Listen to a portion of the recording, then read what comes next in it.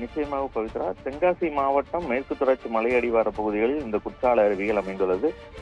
மேற்கு தொடர்ச்சி மலை பகுதிகளில் பெய்து வரும் மழையின் காரணமாக குற்றாலத்தில் உள்ள மெயினருவி, பழைய குற்றாலம், ஐந்தருவி, சிற்றருவி மற்றும் புலியருவி உள்ளிட்ட அனைத்து அருவிகளிலும் தண்ணீர் ஆர்ப்பரித்து கொட்டி வருகிறது.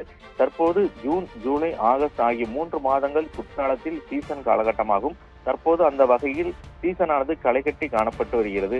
மேலும் மேற்கு தொடர்ச்சி மலைப்பகுதிகளில் அதிக அளவு கனமழை பெய்து வருவதன் காரணமாக குற்றாலத்தில் உள்ள அனைத்து அருவிகளிலும் தண்ணீர் வரத்து ஆர்ப்பரித்து கொட்டி வெள்ளப்பெருக்காக ஏற்பட்டுள்ளது. அந்த வகையில் நேற்று முழுவதும் அனைத்து அருவிகளிலும் மெயினருவி, பழைய குற்றாலம், ஐந்தருவி உள்ளிட்ட அனைத்து அருவிகளிலும் வெள்ளப்பெருக்கு ஏற்பட்டுள்ள நிலையில் சுற்றுலா பயணிகள் குளிப்பதற்கான தடையானது மாவட்ட நிர்வாகம் சார்பில் விதிக்கப்பட்டுள்ளது.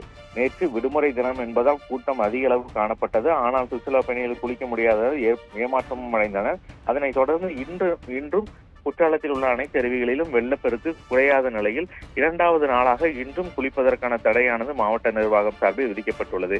அனைத்து அருவிகளிலும் வெள்ளப்பெருக்கு குறைக்கவில்லை என்பது குறிப்பிடத்தக்கது. மெயின் அருவி, பழைய குற்றாலம், ஐந்தருவி மற்றும் சிற்றருவி உள்ளிட்ட அனைத்து அருவிகளிலும் தண்ணீர் ஆர்ப்பரித்து வெள்ளப்பெருக்காக ஏற்பட்டுள்ள நிலையில் 2வது நாளாக அனைத்து அருவிகளிலும் வெள்ளப்பெருக்கு ஏற்பட்டுள்ளது. இதன் காரணமாக மாவட்ட நிர்வாகம் சார்பில் தடை விதிக்கப்பட்டுள்ளது. சுற்றுலா பயணிகளின் வருகை காரணமாக காவல்துறையினரும் அனைத்து அருவிகளிலும் பாதுகாப்பு பணியிலும் தீவிரமாக ஈடுபட்டு வருகின்றனர்.